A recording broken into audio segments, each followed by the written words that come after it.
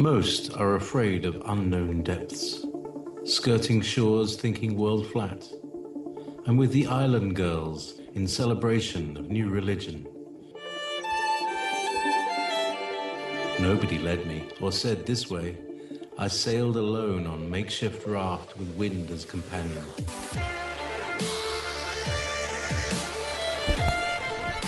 Fate for deliverance, confidence enough to assess new dispositions. Seekers of lost paradise may seem fools to those who never sought the other world. Welcome to Momentary Zen with Zen Garcia. Visit www.fallenangels.tv.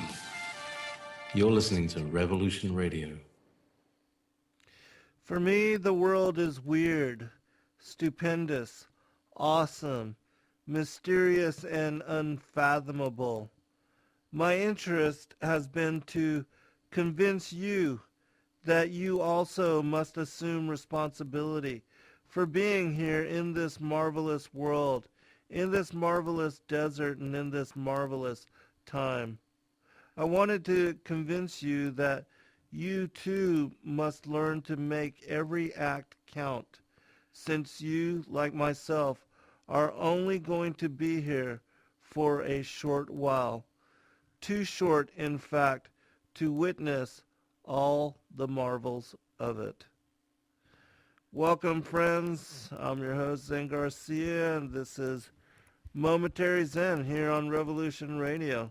Welcome, everybody in the chat room, Zipster, DB, Jer Bear, Zaphoid, Hemp, Walking Truth, Hal, Blasphemous, Piney, Ludicrous, Blues Girl, Alien Genius, Walking Truth, everybody, and all those that are not in the immediate scroll, Zippy, Up, Micious. I appreciate all of you, Kathy, Link, and everybody else that will be coming and joining us this evening. It's always a pleasure to fellowship with all of you, and I thank you for your friendship. It's going to be an interesting show. I had those of you that know this past week, I had spent the weekend, 4 days from Thursday to Sunday, at Jekyll Island with family and friends, celebrating the coming together and the marriage of my cousin Patrick to his long-term fiancée, Laura Tong. And so it was a really interesting journey, and it was good to be down there in such capacity in meeting with family that had flown in from all over the world, including California and as far away as Korea and other parts of the country, and all gathering together. And I was also able to hang out with my 97-year-old grandmother, who's just as healthy as can be. It's just amazing to me how well she is doing, and how spunky she is, and being with family and friends. It's just, it was a pleasure, and it was something that was well, as far as something I needed to do. It had been a while since I'd, just taken 4 days from separating from the work that I do, and just taking time to enjoy the elements and be with, even though I spend every day in similar capacity, and just going outside and reading the books that I love to read, whatever I may be studying and researching during that particular time, and also working on my own projects, the writings that I'm currently involved in. I've got 4 books that I'm actually working on all at the same time right now, and it's just so much I want to bring forth, and hopefully I will do that. I'll also, just so you know, I just started a book on the firmament and the dome, and its connection to my last book, as far as the flat earth is key to decrypt the book of Enoch. Also, I've got a second book of the Lucifer, father of Cain, that is filled with all new information that is also confirming affirmation as to the publication of my fourth book, Lucifer, Father of Cain, which covers in great detail the things that we were even speaking about last week. And it's interesting to me to see that there's so much new interest in this particular topic. I'm really excited to see that because I've been, bashed and criticized and harassed and demonized for speaking about it and sharing it as revelation for a very long time. It's something that is, and specifically last week we covered the enmity between the seed lines in Genesis 3:15, and also how the serpent seed has its beginning with the parable of the garden, the Eve's eating of the fruit of the tree of the knowledge of good and evil, and not with Genesis 6, which was the incursion of the fallen watchers, their mating with the daughters of humanity, as it says in Genesis 6. But in my opinion, if it were not for the beguilement of Eve leading to Cain being a hybrid firstborn son of the devil, that, in my opinion, the incursion of the watchers and their mating with the daughters of Cain and creating a race of giants could not have occurred. And that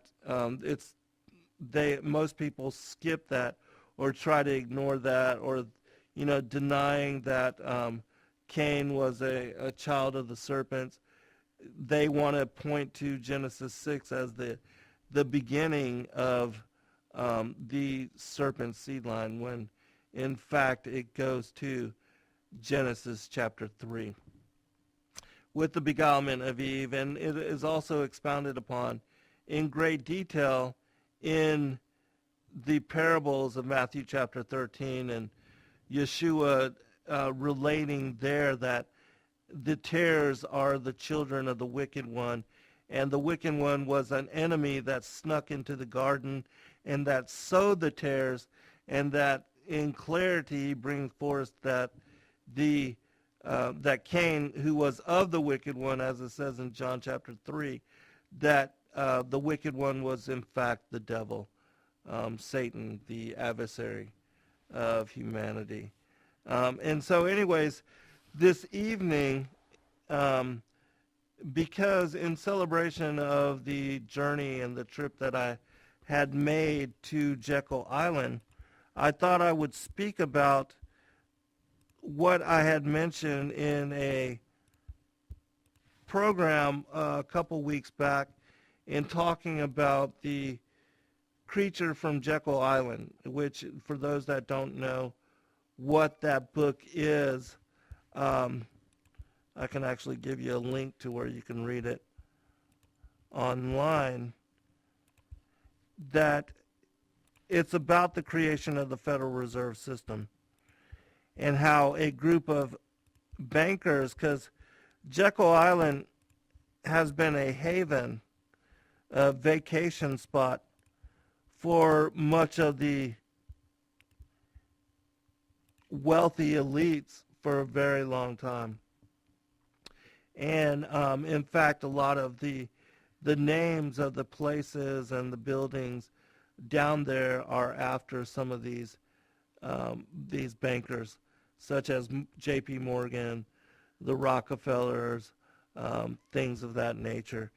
And so tonight I'm going to bring forth the connection between the Titanic and the creation of the Federal Reserve System, which, for those that don't know, have not done research into it, the Federal Reserve System is a privately owned corporate bank that has been given the authority and the power to regulate and maintain the coinage, money of the American Republic, the government of the United States of America. And being privately owned, they have no interest in doing what is for the benefit or in support of the common will and the good of the American people. And so, and also, not a lot of people know that the Titanic disaster, if you can call it that, the reason I say if you can call it that is because it was no accident. And when we begin to look into that portion of the show this evening, you will learn that. And I'm going to share, Kathy in the chat room is going to share a lot of the links to the articles that I'm going to be referencing this evening. Of course, I'm not going to read from all of them in great detail, but I am going to bring up enough from them in order to help you to understand the disparate and loosely connected links of these stories and how they come together,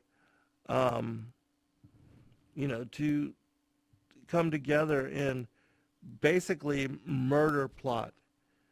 Not only murder plot, but conspiratorial. I mean, the best thriller and best murder and historic novel that you can write.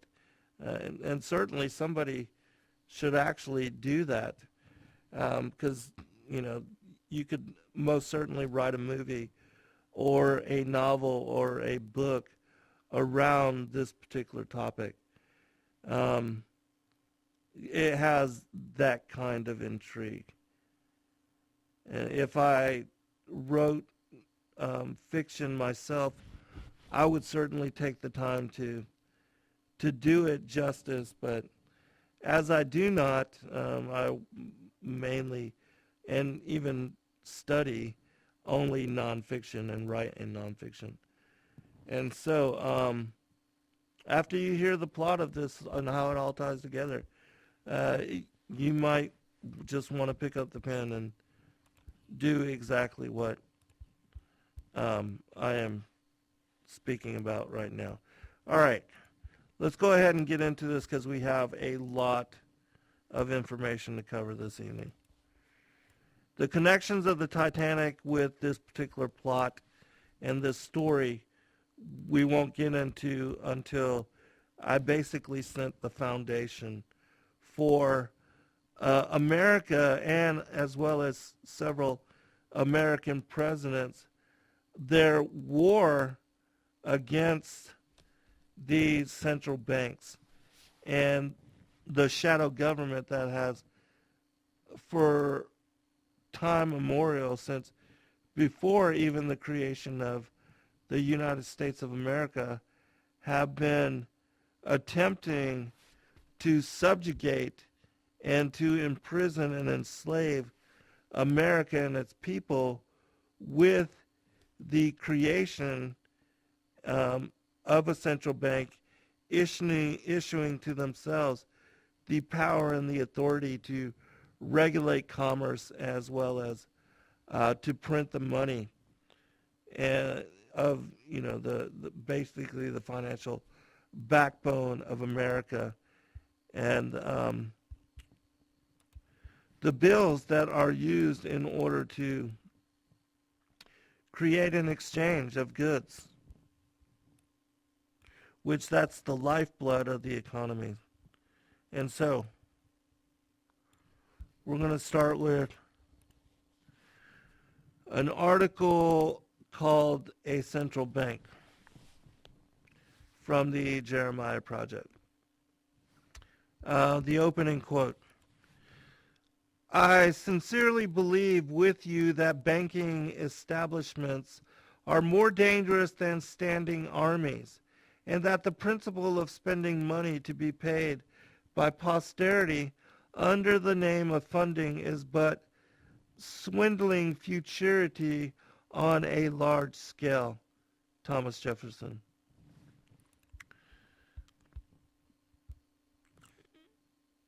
All right. There were numerous attempts in the 1880s to create a central bank in America. Most of these attempts point back to the Rothschilds. It is interesting that both the original American banking houses that represented Rothschilds, August Belmont and the Erlangers, funded the North and the South respectively during the American Civil War. Abraham Lincoln saw the power play behind this masquerade as one bank was seemingly played against the other. The invisible hand underneath was never seen by the multitudes. Lincoln did see it, for he had resisted the pressure to create in America a central private bank that would print its money. He also spotted the divide and conquer movement, where the North was pitted against the South, with both sides financed by the same money elite. I would also comment that this same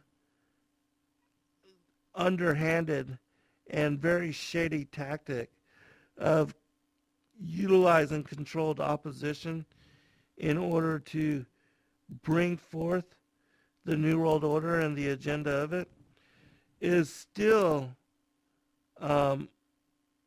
in play even to this day. Abraham Lincoln battled for the right of Congress and the Treasury to hold the awesome power of coining money. He knew that to surrender this power to private banks was ultimately to surrender the sovereignty of America. Adams and Jefferson had warned of this all along. Defying the hidden bankers, Lincoln issued the greenbacks. Interestingly, he was soon assassinated. And I would say that the same thing happened to John F. Kennedy, which we're going to go into after this particular article. An article of certain American presidents and their connections also to the fight against these central banks, and how a lot of them ended up being assassinated as well. The money power preys upon the nation in times of peace and conspires against it in times of war. It is more despotic than monarchy, more insolent than autocracy, more selfish than bureaucracy. It denounces as public enemies all who even question its methods or throw light upon its crimes. I have two great enemies, the Southern Army in front of me and the financial institutions at the rear. The latter is my greatest foe, President Abraham Lincoln. All right, just a little bit more in connection to the central banks and how the Federal Reserve was brought into being as idea and as conspiracy. 40 years later, John Pierpont Morgan, J.P. Morgan, created the panic of 1907, where the stock market fell nearly 50% from its peak in 1906. The economy was in recession and there were numerous runs on banks and trust companies.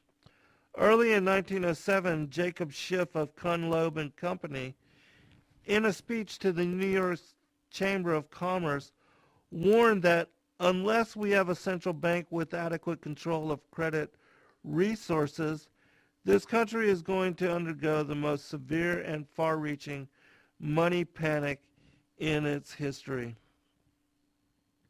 That statement is, connected to problem, reaction, solution, because that's exactly what they have done in order to bring forth and to create support and to lock into which really they never even did that, but they have perpetuated the approval of, as far as the Federal Reserve System. It was passed on the Christmas Eve of 1913, I believe it was, when most of the representatives, senators, different representatives were off at home during their Christmas vacations, but they were able to get a majority enough to pass this into law.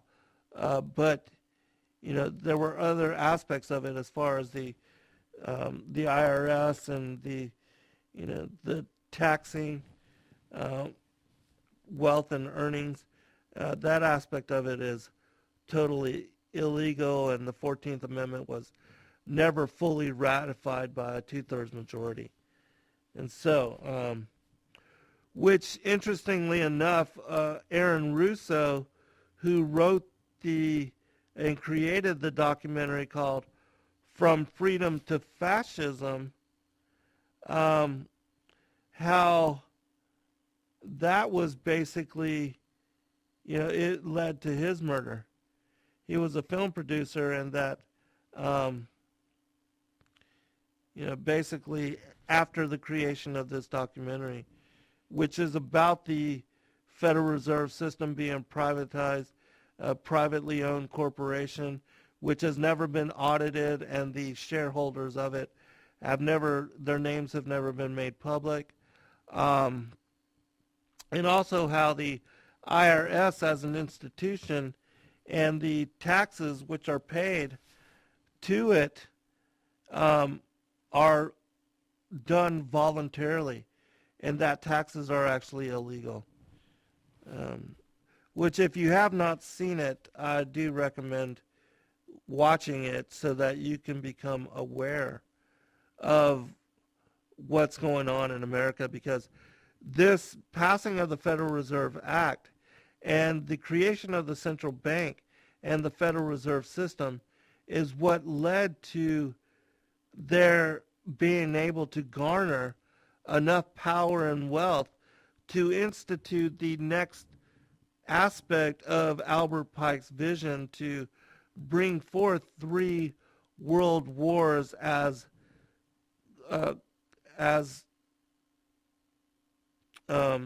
precept to then form a one world order. Which, if you don't know what I'm talking about there, you can just look up Albert Pike, 3 world wars, and he basically laid it out a long time ago. And it was prophetic, because his vision and his writing about it happened in 1871, before the Federal Reserve passed, and also before any of the 3 global wars, which, he wrote about 3 global wars. We've only had 2. So, and the other parts of it being prophetic did come to pass. And so what does that tell you? Yeah, that we're still in for some insanity. All right, continuing. The primary cause of the Panic of 1907 was a retraction of loans by some banks that began in New York and soon spread across the nation, leading to the closing of banks and businesses. Complete ruin of the national economy was averted by when J.P. Morgan stepped in by organizing a team of bank and trust executives who redirected money between banks, secured further international lines of credit, and bought plummeting stocks of healthy corporations. Morgan gained numerous holdings, as well as his bid to be the Rothschilds' #1 American agent. J.P. Morgan's real feat and service to Rothschild in the Panic of 1907 was that he created a mood in America to believe that a central bank would prevent such a panic from occurring again, and thus became receptive to a central bank. The severity of the downturn was such that it eventually pressured the United States Congress to accept the proposal by a group of bankers to pass the Federal Reserve Act, the Glass-Owen bill, essentially a blueprint of the Nelson W. Aldrich plan that had been defeated in Congress earlier. All right. Just a little bit more. We're almost to break, so. Senate Republican leader and financial expert Nelson Aldrich, head of the National Monetary Commission, set up following the Panic of 1907 Problem Reaction Solution. Aldrich set up two commissions, one to study the American monetary system in depth and the other, headed by Aldrich himself, to study the European central banking system and to report on them. Centralized banking was met with much opposition from politicians who were suspicious of a central bank and who charged that Aldrich was biased due to his close ties with wealthy bankers such as J.P. Morgan and his daughter's marriage to John D. Rockefeller. Here's the part that's connected to Jekyll Island. In 1910, Aldrich and executives representing the banks at J.P. Morgan, Rockefeller, and Kuhn, Loeb and Company secluded themselves for 10 days at Jekyll Island in Georgia. The executives included Frank Vanderplip, president of the National City Bank of New York, associated with the Rockefellers, Henry Davidson, senior partner of J.P. Morgan Company, Charles D. Norton, president of the First National Bank of New York, and Colonel Edward House, who would later become President Woodrow Wilson's closest advisor and founder of the Council on Foreign Relations. There, Paul Warburg of Kuhn, Loeb and Company directed the proceedings and wrote the primary features of the Federal Reserve Act. All right, we'll be right back. All right, welcome back, everybody. We got to the Jekyll Island meeting, which is the book, The Creature from Jekyll Island, is all based upon this particular meeting and how it set the foundation for what would become the Federal Reserve Act. And also in connection to Albert Pike's vision for creating 3 global or world wars, that this was done in order to bring forth this one world order and world government through an international organization which ruled and controlled by the elite, the banker elite and the corporate industrial elite, that they would then be able to basically subjugate international law, and through the likes of the United Nations to trump national sovereignty and the will, subvert the will and also the posture of certain nations, and specifically the United States of America, are being, at one time, having been the most powerful nation on the face of the earth, but over the last few presidents and few decades now have been destroyed in such manner that we have been weakened tremendously. And now, with $20 trillion of debt being basically slapped onto the backs of the American people, and as the Federal Reserve notes say, backed by the goodwill and faith of the American people, as long as that system is in place and that we are liable for such debt, it's going to destroy America in ways that we can't even imagine right now. And most people think it will never happen, but there will come a time when everything, when the dominoes will drop, and there will be a time of reckoning, a time for having to face um, to face the consequences of all that insanity that we allowed to occur and continue for so very long. And it's only because, America's able to print money and to create wealth out of thin air that we've been able to propagate and to perpetuate the charade as far as the Ponzi scheme of the Federal Reserve System, even as long as it has been ongoing.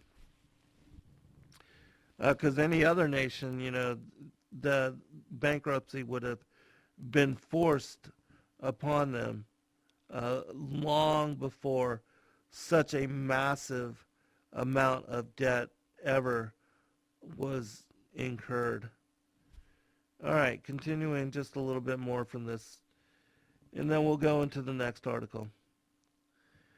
Despite the importance of the Jekyll Island meeting, it remained a secret to both the public and the government until journalist Bertie Charles Forbes wrote an article about it in 1916, 3 years after the Federal Reserve Act was passed. The Federal Reserve Act called for the creation of 12 private regional Federal Reserve banks acting as fiscal agents for the U.S. Treasury, each with its own branches, board of directors, and district boundaries. And the system was to be headed by a 7-member Federal Reserve Board made up of public officials appointed by the President. Also created as part of the Federal Reserve System was a 12-member Federal Advisory Committee and a single new United States currency, the Federal Reserve Note. Representative Charles Lindbergh Sr., the most vocal opponent of the bill, and member of the House Banking and Currency Committee, who on the day before the Federal Reserve Act was passed, told Congress, "This is the Aldrich Bill in disguise. The worst legislative crime of the ages is perpetuated by this banking bill. The banks have been granted the special privilege of distributing the money, and they charge as much as they wish. This is the strangest, most dangerous advantage ever placed in the hands of a special privileged class by any government that ever existed. The system is private. There should be no legal tender other than that issued by the government. The people are the government, therefore the government should, as the Constitution provides, regulate the value of money." And I wish we would have heeded his call, but all right. Just because I know we'll quickly run out of time, I'm going to skip to the next article. But I will end with the conclusion of the last article as far as this particular. It says, "What is needed here is a return to the Constitution of the United States. We need to have a complete divorce of bank and state. The old struggle that was fought out here in Jackson's day must be fought over again. The Federal Reserve Act should be repealed, and the Federal Reserve banks, having violated their charters, should be liquidated immediately. Faceless government officers who have violated their oaths of office should be impeached and brought to trial. Unless this is done by us, I predict that the American people, outraged, robbed, pillaged, insulted, and betrayed as they are in their own land, will rise in their wrath and send a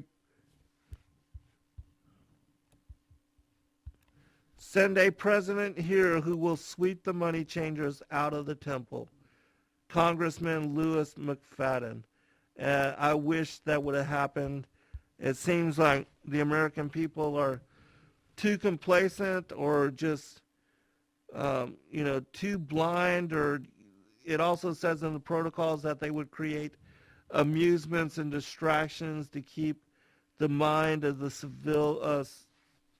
of a vigilant citizenry, which we are no longer, occupied, so that the things that are truly of importance wouldn't even be deliberated or questioned or even speculated upon. All right, the next article is called U.S. Presidents Murdered by the Rothschild Banking Cartel. Just to give you an idea of the war that has occurred and taken place between the central banks and the American, presidents, as far as being representatives or trying to be of the American people and looking after our interests, and that of Congress, and being to maintain commerce and to regulate the money and the coining of it. Abraham Lincoln worked valiantly to prevent the Rothschilds' attempts to involve themselves in financing the Civil War. Interestingly, it was the Tsar of Russia who provided the needed assistance against the British and the French, who were among the driving forces behind the secession of the South and her subsequent financing. Russia intervened by providing naval forces for the Union blockade of the South in European waters, and by letting both countries know that if they attempted to join the Confederacy with military forces, that they would also have to go to war with Russia. The Rothschild interests did succeed through their agent, Treasury Secretary Salmon P. Chase, to force a bill, the National Banking Act, through Congress, creating a federally chartered central bank that had the power to issue U.S. banknotes. And afterward, Lincoln warned the American people, quote, "The money power preys upon the nation in time of peace and conspires against it in times of adversity. It is more despotic than monarchy, more insolent than autocracy." I read this, but more selfish than bureaucracy. I see it in the near future, a crisp approaching that unnerves me and causes me to tremble for the safety of our country. Corporations have been enthroned. An era of corruption will follow, and the money power of the country will endeavor to prolong its reign by working upon the prejudices of the people until the wealth is aggregated in a few hands and the republic is destroyed. Lincoln continued to fight against the central bank, and some now believe that it was his anticipated success in influencing Congress to limit the life of the Bank of the United States to just the war years that was the motivating factor behind his assassination. All right, skipping down just a little bit.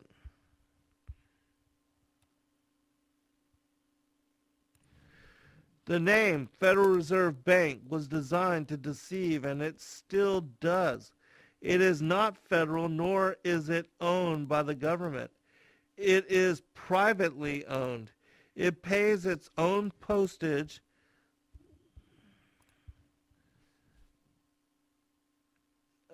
It pays its own postage like any other corporation. Its employees are not in civil service. Its physical property is held under private deeds and is subject to local taxation. Government property, as you know, is not. It is an engine that has created private wealth that is unimaginable, even to the most financially sophisticated. It has enabled an imperial elite to manipulate our economy for its own agenda and enlisted the government itself as its enforcer. It controls the times, dictates business, affects our homes, and practically everything in which we are interested. It takes powerful force to maintain an empire, and this one is no different. The concerns of the leadership of the Federal Reserve and its secretive international benefactors appear to go well beyond currency and interest rates. About Andrew Jackson now. He vetoed the renewal of the charter for the Bank of the United States on July 10, 1832. In 1835, President Andrew Jackson declared his disdain for the international bankers. Quote, "You are a den of vipers. I intend to rout you out, and by the eternal God, I will rout you out. If the people only understood the rank injustices of our money and banking system, there would be a revolution before morning." Also note that Andrew Jackson, there was 7 attempts on his life while he was in presidency, while he was the president. All right, James Garfield.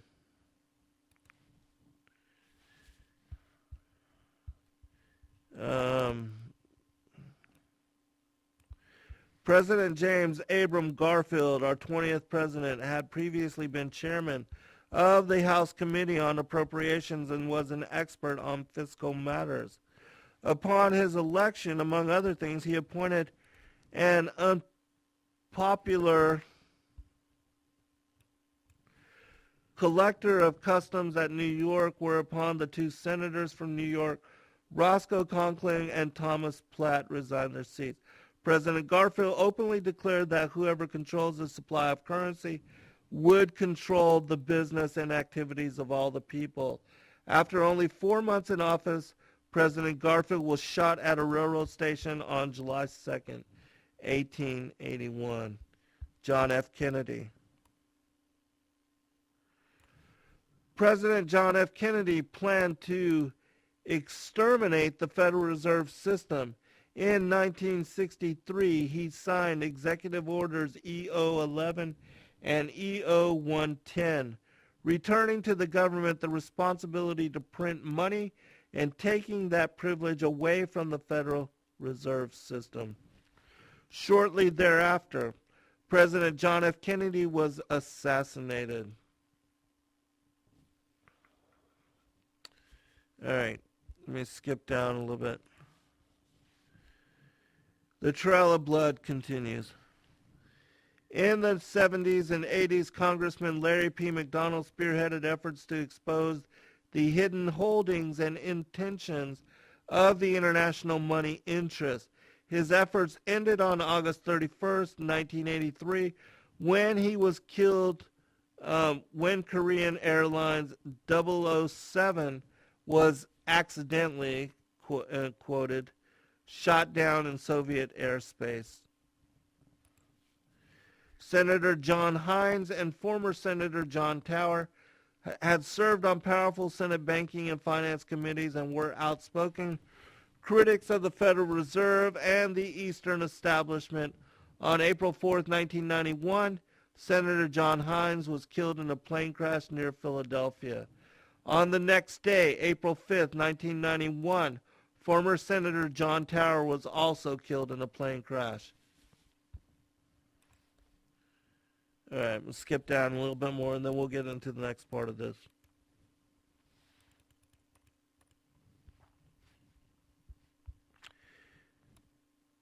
All right, now we're going to go into the sinking of the Titanic and its connections to the story, the whole murder plot and conspiracy, which, if you think about it, all these sitting presidents and senators being assassinated over hundreds of years, all in connection to this one particular story. I mean, is not it incredible in nature?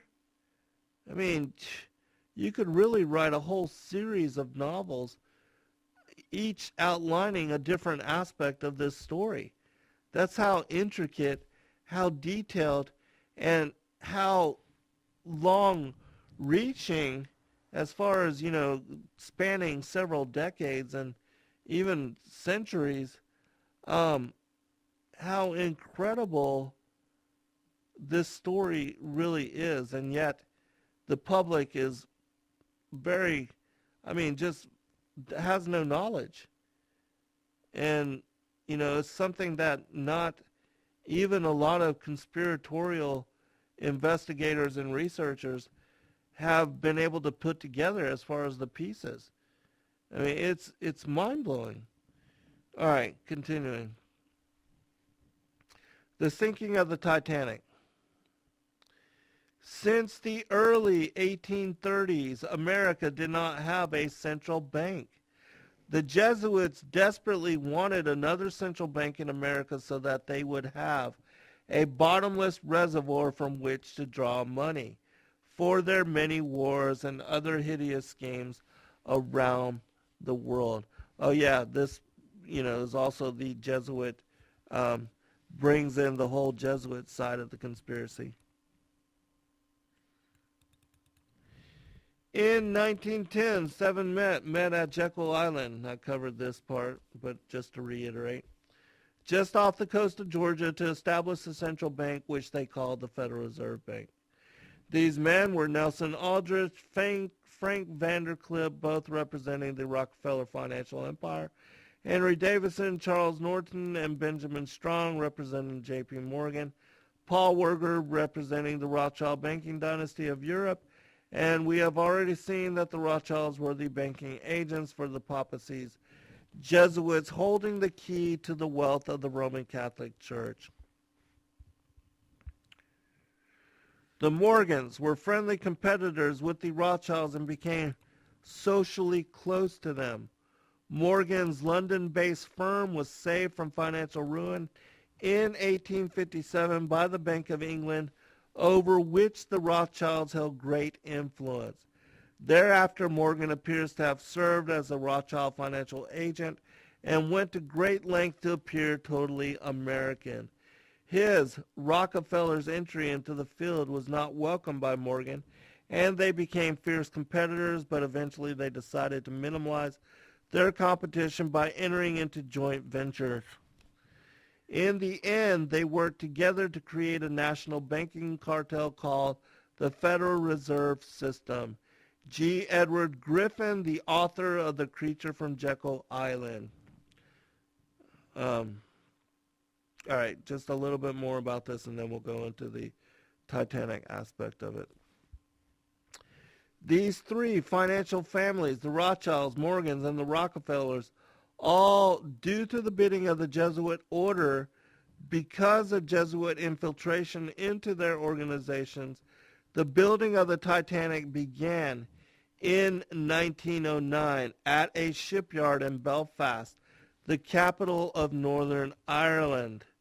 The Titanic was one of a fleet of ships owned by the White Star Line, an international shipping company. Banking was not the only business in which Morgan had a strong financial interest. Using his control over the nation's railroads as financial leverage, he also had created an international shipping trust which included Germany's two largest lines plus one of the two in England, the White Star Lines. There were a number of very rich and powerful men who made it abundantly clear that they were not in favor of the Federal Reserve System. J.P. Morgan was ordered by the Jesuits to build the Titanic. This unsinkable ship would serve as the death ship for those who opposed the Jesuits' plan for a Federal Reserve System. Now, keep in mind that there's another aspect of this story which I will go into after this one. But I don't want to detract yet away from the Federal Reserve's connection to what occurred with the Titanic. But there's another angle which you also must be aware of, and it has to do with insurance fraud. And I'll elaborate on that after this particular story. We're almost to the break, so I'll just read a couple paragraphs more. These rich and powerful men would have been able to block the establishment of the Federal Reserve, and their power and their fortunes had to be taken out of their hands. Three of the richest and most important of these were Benjamin Guggenheim, Isidor Strauss, the head of Macy's department stores. All right, we'll pick it up after the break. Be right back. Welcome back, everybody, for a second hour, and this evening I am covering the Titanic deception and its connections to the Federal Reserve System, as well as that of the New World Order and the agenda to perpetuate, propagate, and create the three world wars as projected and envisioned by Albert Pike in his as far as the secret societies and the Freemasons and the Brotherhood of Masonic, the different orders.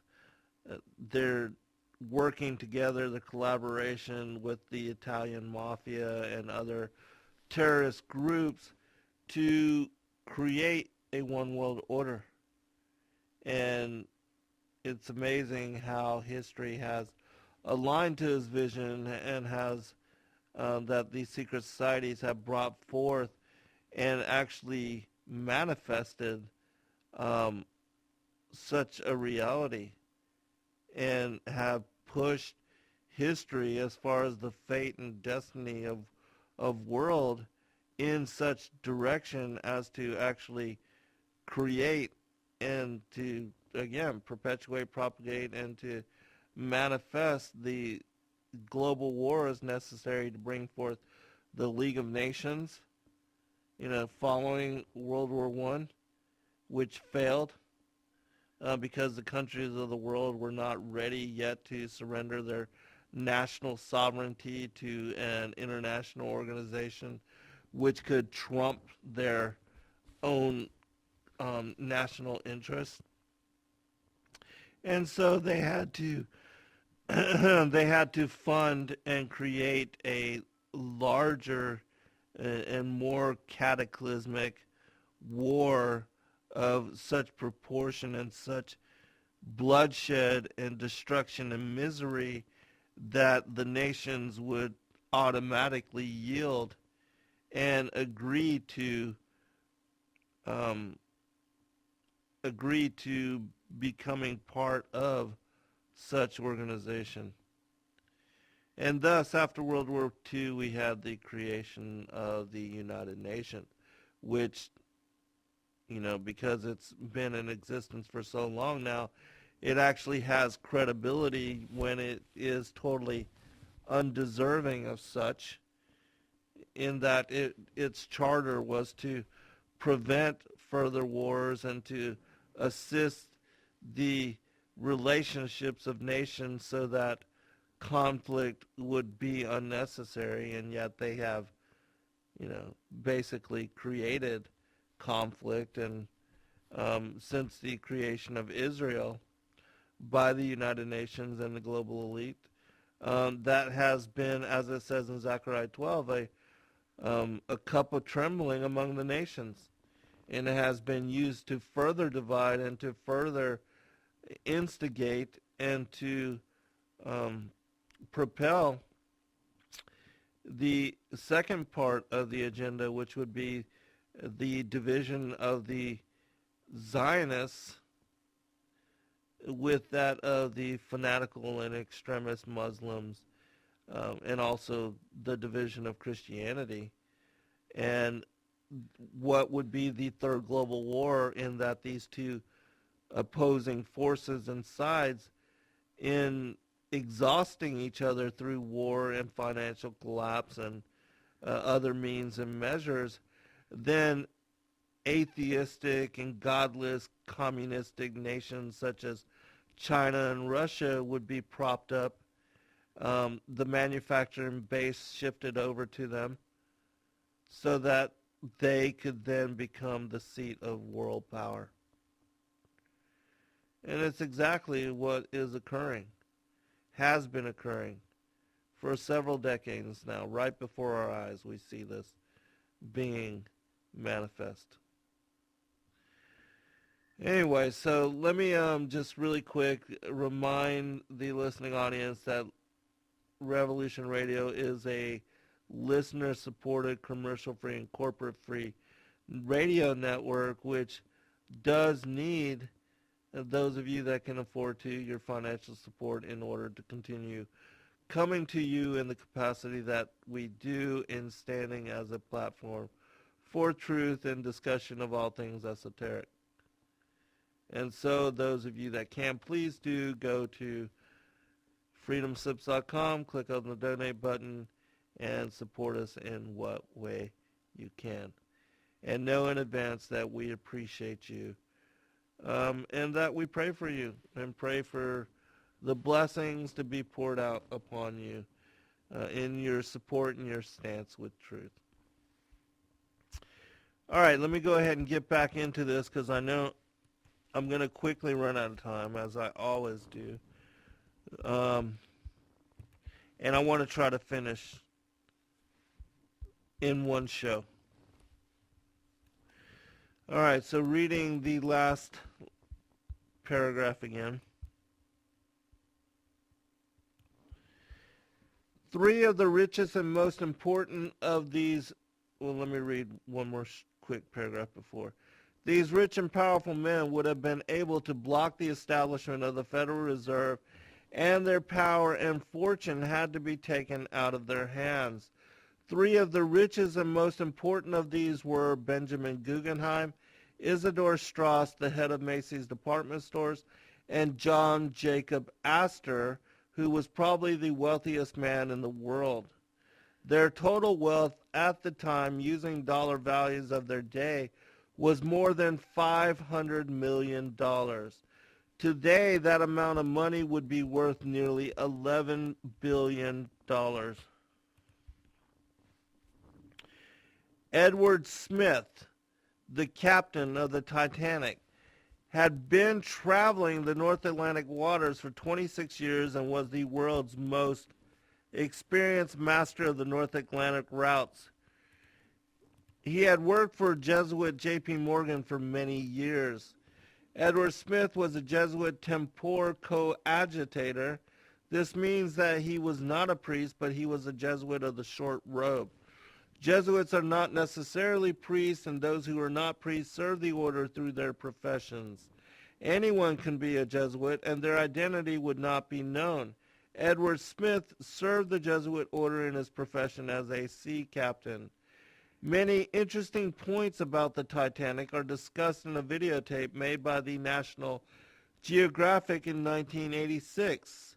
This videotape, entitled The Secrets of the Titanic, when the Titanic departed from southern England on April 10, 1912. Francis Brown, the Jesuit master of Edward Smith, boarded the Titanic. This man was the most powerful Jesuit in all of Ireland and answered directly to the general of the Jesuit order in Rome. The videotape declares, quote, "A vacationing priest, Father Francis Brown, caught these poignant snapshots of his fellow passengers, most of them on a voyage to eternity. The next day, the Titanic made her last stop off the coast of Queenstown, Ireland. Here, tenders brought out the last passengers, mostly Irish immigrants headed for new homes in America. And here the lucky Father Brown disembarked. Father Brown caught Captain Smith peering down from Titanic's bridge, poised on the brink of destiny." The Secrets of the Titanic, 1986, National Geographic. Now here's an interpretation of that from Eric J. Phelps, from the author of The Vatican Assassins. "Here is Jesuit treachery at its finest. The provincial Father Francis Brown boards the Titanic, photographs the victims, most assuredly briefs the captain concerning his oath as a Jesuit, and the following morning bids him farewell." Brown went over with Edward Smith, the captain, one last time exactly what he was supposed to do in the North Atlantic waters. The Jesuit general told Francis Brown what was to happen. Brown then tells Smith, and the rest is history.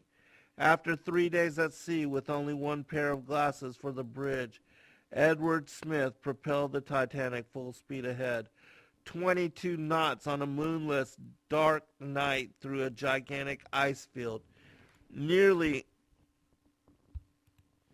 80 square miles in area. Edward Smith did this despite at least 8 telegrams warning him to be more cautious because he was going too fast. Did Edward Smith need one of these cautions? No. He had been traveling those waters for 26 years. He knew there were icebergs in that area. But 8 cautions did not stop this man who was under the Jesuit oath and under orders to destroy the Titanic. The encyclopedias paint a very tragic picture of Smith in his last hours. When it came time to give the orders to load and lower the lifeboat, Smith wavered, and one of his aides had to approach him for the order to be given. Smith's legendary skills of leadership seemed to have left him. He was curiously indecisive and unusually cautious on that fateful night. John Jacob Astor's wife got into a lifeboat and was saved, while John Jacob Astor perished in the waters of the North Atlantic. There were not enough lifeboats, and many of them were only half full with only women and children. To prevent nearby freighters from responding with help, the distress flares were white when they should have been red. White flares to passing freighters state that everybody was just having a party. The unsinkable ship, the Floating Palace, was created to be the tomb for the wealthy who opposed the Federal Reserve System. And by April of 1912, all opposition to the Federal Reserve was eliminated. In December of 1913, the Federal Reserve System came into being in the United States of America. 8 months later, the Jesuits had sufficient funding through the Federal Reserve Bank to begin World War I. And, as I believe it's Paul Walker, is it? No, I can't remember his last name. And now the rest of the story. All right, here's the part and the portion which is little understood and little made sense of, and is not covered in great detail. There were some allusions to it in the chat room. Deep Blue was talking about how the Titanic was not actually the Titanic, but a sister ship named the Olympic. And Deep Blue is absolutely correct. Let me check really quick. Other commentary about this particular story in the chat room, as there's a lot of discussion, so maybe I might not even be able to find it, but they're talking about, just about this particular story and how there was more to it, and that not a lot of people understood this particular angle, this particular perspective. And not understanding that, they were unable to make sense, as to why the captain, after being warned 8 times, just continued full throttle, full head.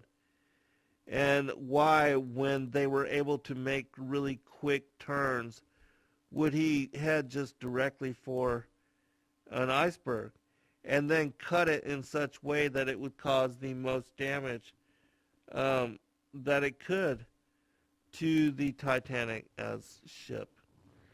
And so let's go ahead and get into this story.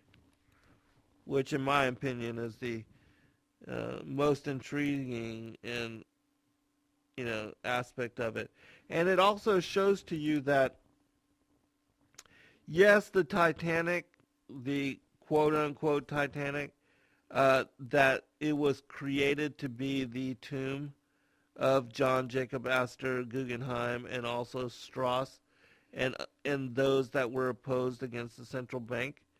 But that they also utilized this particular tragedy as a way to enrich themselves and to further their control and their monopoly of the shipping lanes and shipping lines. And so, I mean, the degree of evil and the extent to which these bankers,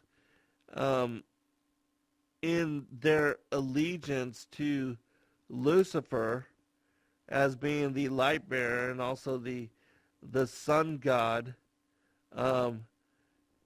how, to what lengths they will go in order to further their wealth and further their power, further their control, and further their descent into the deep abyss as far as walking upon, running, dancing upon the broad path of destruction in celebration of their riches and their status.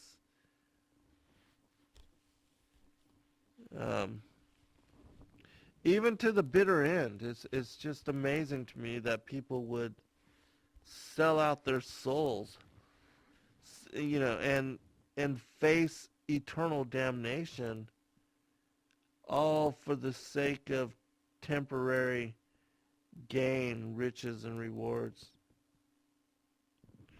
It's crazy. All right, continuing. The name of this article is Titanic, The Shocking Truth. Insurance fraud by a famous investor without conscience.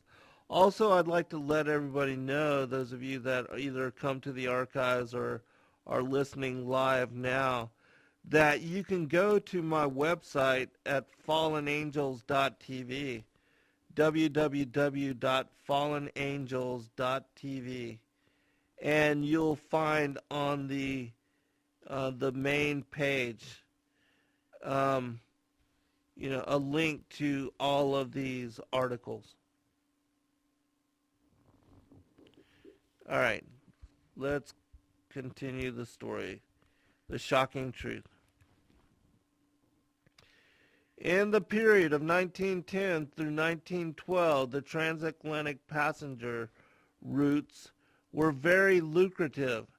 The White Star Line got together with a wealthy American investor and devised a plan to build the three largest, most luxurious ships to try to corner the market. These were to be the Olympic, the Titanic, and the Britannic. Olympic was the first to be built and made several trips with Captain Smith, who was involved in 3 accidents which critically damaged the Olympic, including one case where he ran over a submerged vessel. Temporary repairs were made to Olympic in New York, and it limped back to the shipyard in Ireland to be fixed. The damage to the keel was so bad that the ship had a permanent list to port, meaning a leaning to the left. All right, really quick, I do want to emphasize this. Continuing, remember the list to port. The damaged propeller was replaced with propeller number 401, which was on the Titanic, which was in the process of being built, and placed on the Olympic so that it could keep functioning. And they had told them what exactly the Olympic would need as far as to be fully repaired. And so being faced with such tremendous cost, that's when they also decided to create a bait and switch as far as the Olympic with that of the Titanic. And so they were switched out. All right, continuing. The shipyard told White Star that in order to properly repair Olympic with the severe internal damage and damage to the keel, that it would have to be cut in two, and the entire stern section would have to be rebuilt, which would take lots of time and lots of money. White Star declined, electing to do a quick patch-up job so that the Olympic could continue sailing. The Olympic was, in its damaged condition, only insurable for about $7 million, whereas the Titanic, when completed, would be insurable for over $10 million. However, the Olympic remained a liability. And so, remember, the Captain Smith, who created and caused the destruction to the Olympic, that he would be the captain, which would then later, ship and pilot the quote unquote Titanic. All right, so let's continue. Olympic and Titanic were virtually identical other than minor differences. As White Star needed the cash to keep coming in, it needed a big event. However, the Titanic was not yet finished. Thus, a decision was made to switch the two ships. Over the course of a weekend, a crew from the shipyard switched the names of the boats, the lifeboats, and the stationery. Everything else, the plates, etc., were standard White Star fare, not naming the ship in particular. Photos of the Titanic leaving Southampton show the patch-up work, and a science teacher who was a passenger on the Titanic noticed that the ship had a slight list to port. All right, so catching you up in the story. They switched the Olympic and the Titanic. And remember all the hoopla, the Titanic being unsinkable? All right, we'll be right back for final segment. All right, welcome back, everybody, for a final segment, and know that I appreciate all of you. And thank you again for taking the time to fellowship with me and to listen to me as I lay the foundation and the details of, this particular story. It's certainly interesting to me when I learned and discovered about it. All right, continuing. Remember that the Olympic, because it had this major list, and because they did not want to go through the repair as far as to make it to where it would be able to operate correctly in the oceans, they just decided to switch the two ships. And because they were going to, kill off John Astor and Strauss and Guggenheim anyways, why not take care of this particular problem as well and go ahead and just, why sink a perfectly good ship when you can replace it with one that you're having problems with anyways, and also collect the insurance for a ship that, was $5 million more insurable, and also, and because there was all the hype about the Titanic and its maiden voyage and being an unsinkable ship and all of these elitists wanting to be part of that. And I do believe that many invitations went out, and that was one of the ways that they were able to, lure in individuals like John Jacob Astor and others to the ship, and then everybody else was just basically like cannon fodder. They were just filling up the ships for its maiden voyage, but they knew beforehand that it was doomed and that they were going to take it down, which is why the captain, Smith, ignored everybody's warnings to him to slow down, and that there were icebergs, all around him. He knew all of that. He knew, and this is why he was somber, is because he knew that his death was impending. But like a good little, as far as these elites and being part of these secret societies, just like the different patsies that are ordered to shoot presidents and that either are killed themselves or have to serve out very long terms in prison. They do their bidding. They follow their orders, and they do what they are directed to do. And so, continuing. Photos from the sunken Titanic show that there was gray undercoating paint under the surface of the black paint. The Titanic did not use gray paint. This was only used on the Olympic. Photos of one of the propellers on the sunken ship, the Titanic, when it was discovered, show one of the propellers with the number 401 on it. And that, again, this shows that this was the propeller that was taken off of the Titanic while it was being manufactured and put together. And this was the replacement propeller that was put onto the Olympic.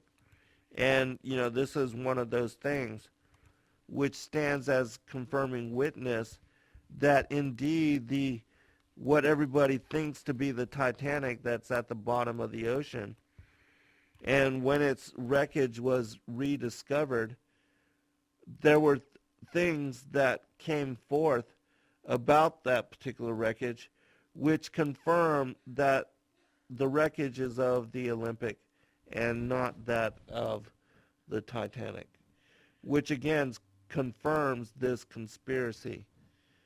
Before the discovery of that wreckage, there was no concrete evidence as to this having actually been done. But since, the discovery of the wreckage and these kind of minor details haven't come forth, it absolutely confirms the premise of this story. All right, continuing with some of the evidence. The names Olympic and Titanic were engraved on the front of each of the ships when they were being built. Photographs from Robert Ballard's original expedition when he found the sunken Titanic, quote-unquote Titanic, in 1986, the National Geographic show, at the bow, the front of the sunken ship, the letters TIT space IC, which were riveted onto the front of the ship. The missing letters A and N, which fell off over the years of being at the bottom of the ocean. The space where these letters fell off showed the letters MP engraved onto the ship, which, the TIT covered the OLY, and then the two letters that fell off, which show the MP, and then the IC, which are similar to the other for Olympic and Titanic, they confirm that indeed the wreckage at the bottom of the ocean, which was believed to be the Titanic, which Robert Ballard had discovered in 1986, were in fact that of the Olympic. Continuing. White Star had another passenger ship called the Californian, which left port 4 days before the Titanic and came to rest along the line of sight from the exact iceberg which the Titanic struck. It's my opinion that this ship was there in order to confirm and to report back to J.P. Morgan, the owner of the White Star Lines, and to the other Jesuits that were in charge and that had ordered Edward Smith to sink that of the Olympic, that they were there to confirm and to report, to have eyes on as to this particular event having gone down in the way that they wanted it to. All right, continuing. During the night of the sinking, the captain of the Californian telegraphed Captain Smith of the Titanic, the same Captain Smith who had the multiple accidents while being the captain of the Olympic. 4 times with the Californian's exact location. The Californian, a passenger ship, also left port with no passengers. The only cargo was crates of sweaters. The reason they didn't have any passengers on it, because they didn't want any eyewitnesses as to the unfolding of the event. They only wanted the crew and the captain of the Californian to be able to report back to the owners and to those that, basically that they were allied and gave allegiance to. That's why the Californian had no passengers on it. The only cargo was crates of sweaters. The captain of the Californian was told by White Star that if he saw red, white, and blue rockets during the night, that these would be from the Titanic. He did not see any such rockets.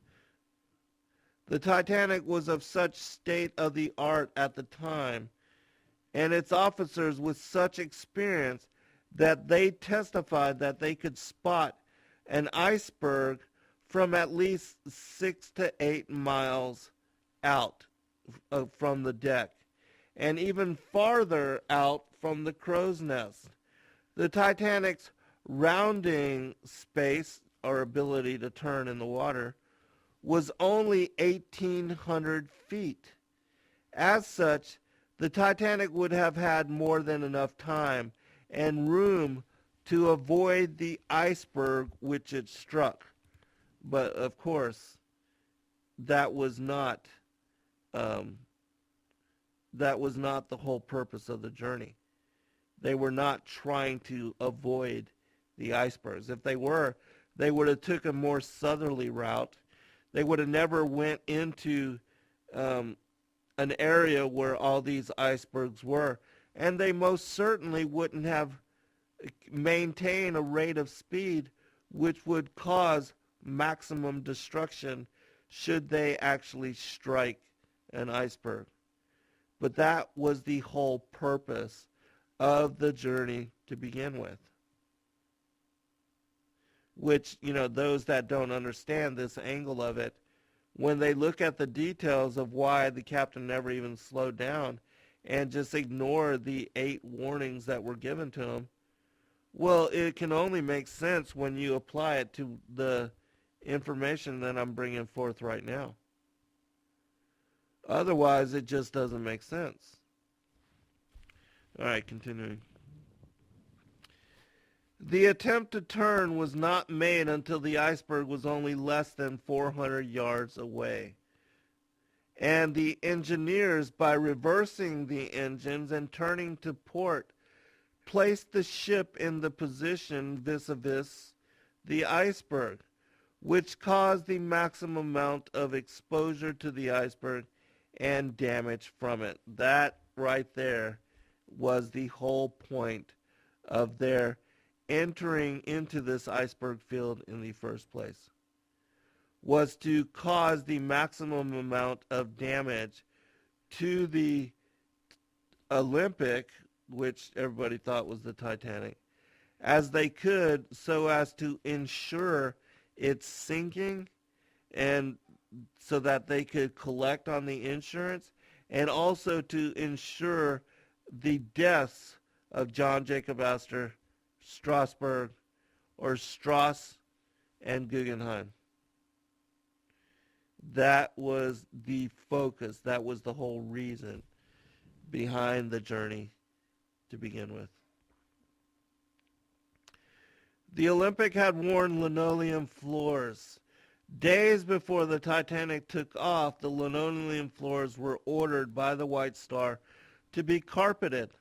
5 days before it set sail, White Star upped the insurance on the Titanic to $12 million through the Lloyd's of London. Lloyd's paid the $12 million within 5 days after the sinking.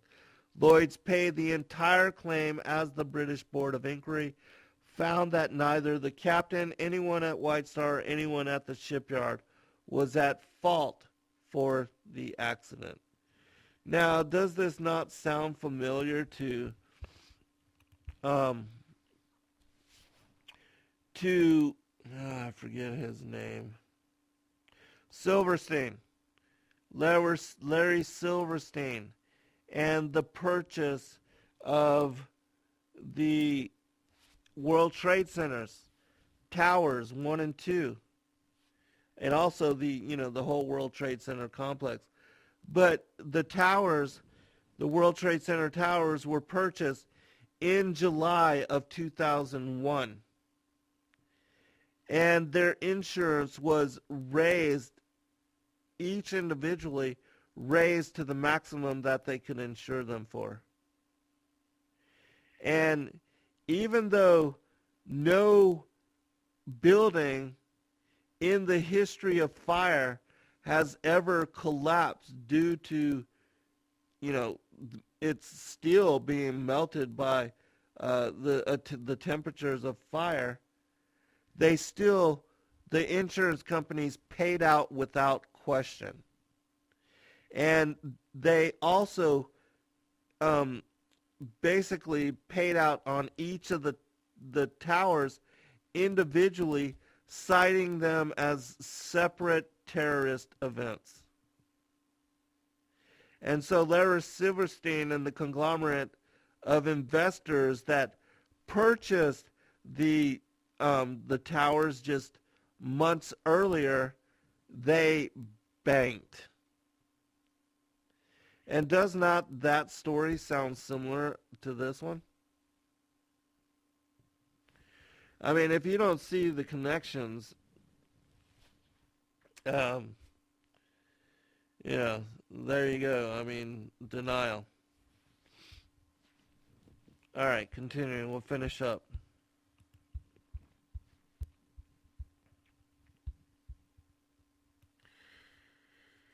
Oh, also one other thing, as far as the Larry Silverstein and being the owner of the World Trade Center, he was on that PBS documentary which talked about how they had made the decision to pull the buildings, which was basically controlled demolition lingo for collapsing the buildings.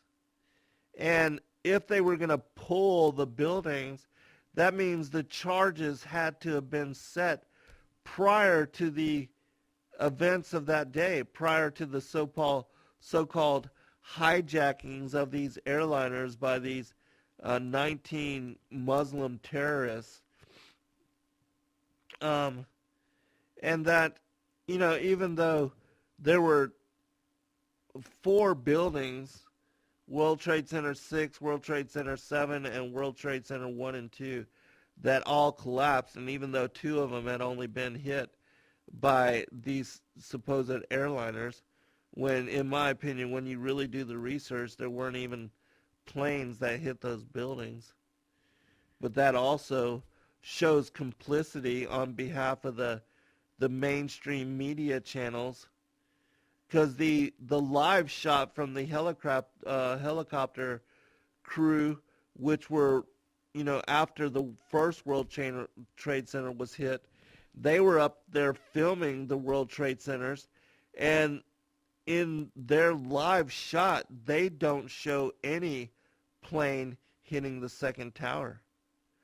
But what looks to be like some kind of missile or projectile that just smashes into, you can't even see it.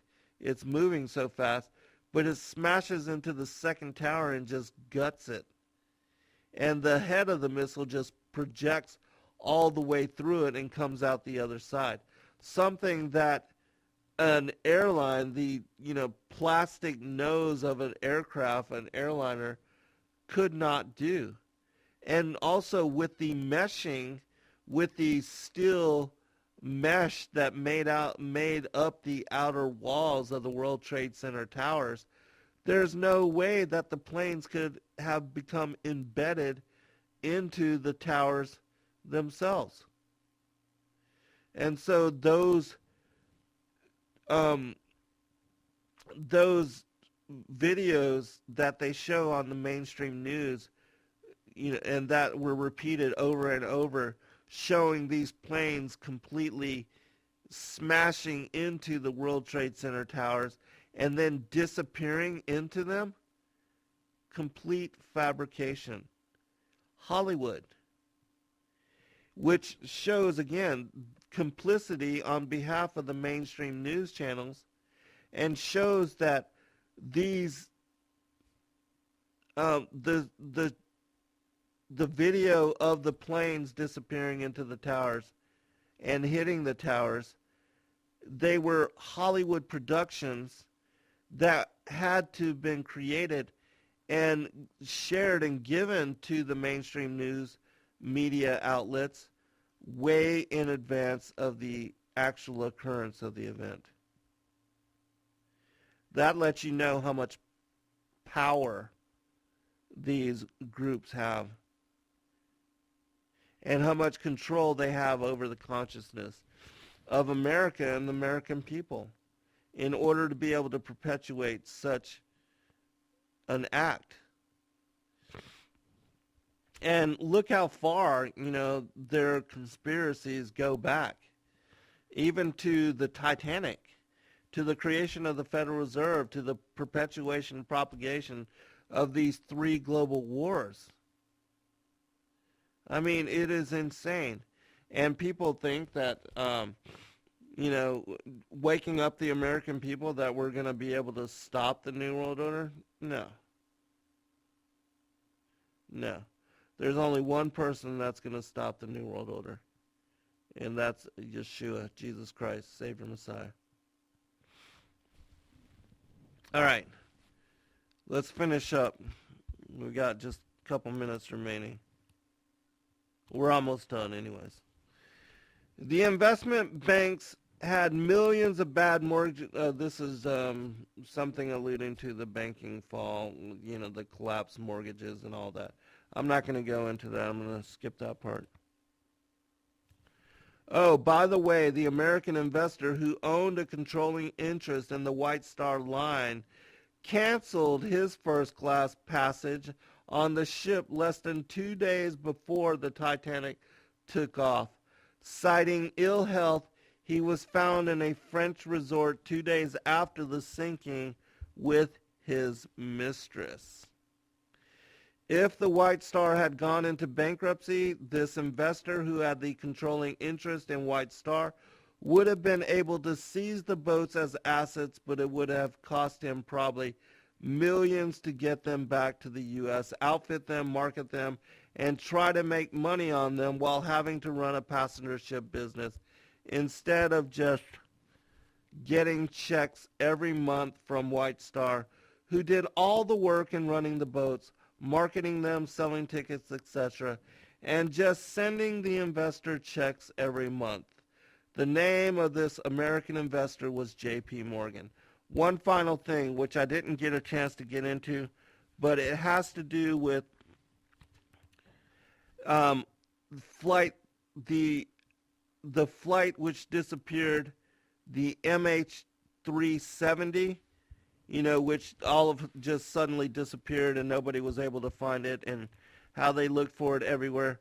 But if you look into this particular story, it talks about the disappearance of some of the people that held patents that they were passengers on this flight, and that when that flight disappeared, Jacob Rothschild became the sole owner of an important semiconductor patent, and that this patent had everything to do with cloaking radar invisibility. And so you think this is also a coincidence? No. There's always a reason for these kind of things occurring. Passengers, ships, and also airliners don't just disappear or don't just get blown out of the air for no reason. There's always some particular reason which usually supports the New World Order or some kind of Freemasonic agenda in order to perpetuate further control, wealth, or, power. And so Kathy will post a link into the chat room for those of you that want to look into it more. You can just look up the name of Jacob Rothschild and the Malaysian Airlines MH370, the disappearance of that particular airline. And you'll get more as to this particular story.